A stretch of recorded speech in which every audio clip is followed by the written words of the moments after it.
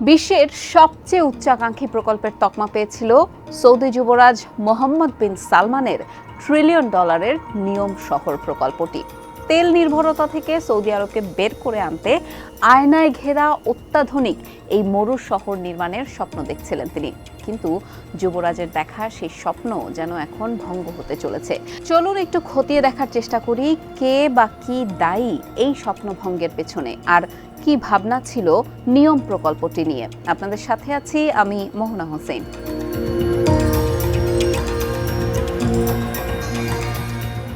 লোহিত সাগরের প্রবেশদ্বারে আকাবা উপসাগরের ঠিক মুখ থেকে তাবুক প্রদেশে 170 কিলোমিটার লম্বা শহরটি নির্মাণের পরিকল্পনা করেছিলেন যুবরাজ। দ্য লাইন নামের এই রৈখিক শহর নিয়ম প্রকল্পের একটি অংশ। মাত্র 13 বর্গমাইল এলাকায় 90 লাখ মানুষের বসবাস হবে বলে ভাবনা ছিল। প্রকল্পের প্রচারমূলক একটি প্রদর্শনীতে বৈজ্ঞানিক কল্পকাহিনীর মতো করে দৃশ্য দেখানো হয়েছিল। কয়েকশো মিটার প্রশস্ত রৈখিক শহরটিতে নগর পরিকল্পনার ভবিষ্যৎ হিসেবে প্রচার করা হয় তখন।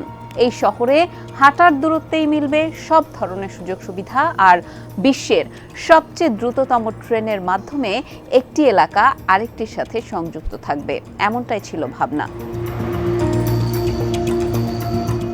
দ্য লাইনকে প্রায় রহস্যময় ভাষায় বর্ণনা করে তখন বলা হয়েছিল এটি একটি জ্ঞানীয় শহর এবং সভ্যতার বিপ্লব, যেখানে কৃত্রিম বুদ্ধিমত্তা ব্যবহার করা সব সুযোগ সুবিধা সরবরাহ করা হবে।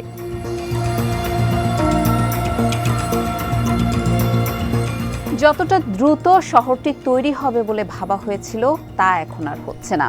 আয়না ঘেরা মরু শহর নির্মাণের স্বপ্নটা কিছুটা হলেও মলিন হয়ে আসছে, কারণ এর জন্য যতটা খরচ হবে তা জোগাড়ে হিমশিম খাচ্ছে রাজতন্ত্র। ব্লুমবার্গের এক প্রতিবেদন বলছে অর্থ সংকটে প্রকল্পটির বিস্তার আটকে আছে। ব্লুমবার্গ জানিয়েছে অর্থ সংগ্রহের জন্য নিয়ম প্রকল্পটি প্রথমবারের মতো বন্ড ইস্যু করারও পরিকল্পনা করছে। নাম প্রকাশ না করা একটি সূত্রের বরাত দিয়ে এই পত্রিকাটি জানিয়েছে ওই বন্ডের মাধ্যমে $1.3 বিলিয়ন পর্যন্ত অর্থ সংগৃহীত হতে পারে। এই প্রকল্পে প্রাথমিকভাবে $1.5 ট্রিলিয়ন ব্যয়ের পরিকল্পনা ছিল। প্রকল্প ঘোষণার শুরু থেকেই এটিকে ঘিরে নানান সংশয় আর সমালোচনার ঝড়ও ছিল। বিশেষ করে যেখানে এই শহরের অবস্থান, সেখানে হোয়াইয়াত নামের একটি উপজাতির আদি নিবাস ছিল। আদি পুরুষের জমিতে শহর নির্মাণের পরিকল্পনার প্রতিবাদ করায় ওই জাতিগোষ্ঠীর বেশ কয়েকজনকে মৃত্যুদণ্ড দিয়েছিলেন যুবরাজ। তারপর এই প্রকল্পকে ঘিরে তৈরি হয় নানান রকম সংশয়।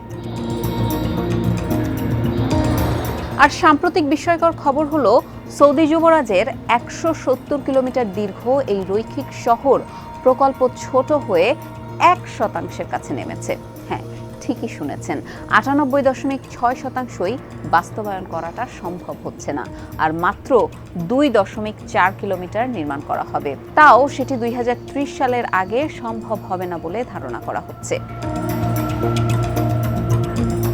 এরই মধ্যে প্রকল্পের সাথে যুক্ত শ্রমিকদের ছাঁটাইও শুরু করা হয়েছে। যুবরাজের এই প্রকল্পটির রূপকল্পে বারবার পরিবর্তন, বাজেটের অতিরিক্ত ব্যয় এবং মূল কর্মীদের ক্রমাগত পরিবর্তনের খবর পাওয়া গেছে। যারা এই প্রকল্পে কাজ করেছেন তাদের কেউ কেউ এটিকে বাস্তবতা বিবর্জিত বলে বর্ণনা করেছেন। 2024 সালের সামগ্রিক নিয়ম বাজেটের অনুমোদন এখনও দেয়নি সৌদি আরবের সার্বভৌম সম্পদ তহবিল। রাজতন্ত্রের নগদ রিজার্ভের পরিমাণ দিন দিন কমে আসছে। এই কারণে দ্য লাইনের পরিধিও কমে আসতে পারে বলে ধারণা করা হচ্ছে।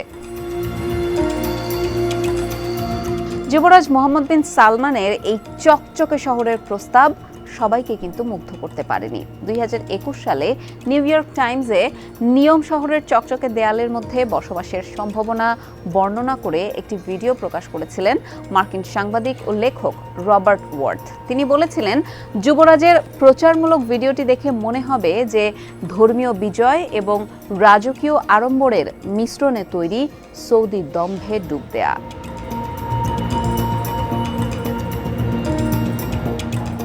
সৌদি আরব এটিকে সভ্যতার বিপ্লব হিসেবে চিহ্নিত করলেও গবেষকরা এটিকে প্রাকৃতিক সংরক্ষণকে বাধাগ্রস্ত করার জন্য দায়ী পৃথিবীর শীর্ষ 15 প্রকল্পের একটি হিসেবে আখ্যায়িত করেছেন। তাদের মতে এটি প্রতি বছর ইউরোপ এবং আফ্রিকার মধ্যে পাড়ি জমানো পাখিদের জন্য একটি মারাত্মক বাধা হয়ে দাঁড়াবে। বিভিন্ন কারণে শহরটি প্রতি বছর সৌদি আরবে অভিবাসী পাখিদের জন্য একটি বড় ধরনের ঝুঁকি তৈরি করবে, যার মধ্যে একটি কারণ হচ্ছে শহরটির বাইরের দিকের কাচের আবরণ, শহরের দিক নির্দেশনা এবং সবার ওপরে থাকা উইন্ড টারবাইনগুলো।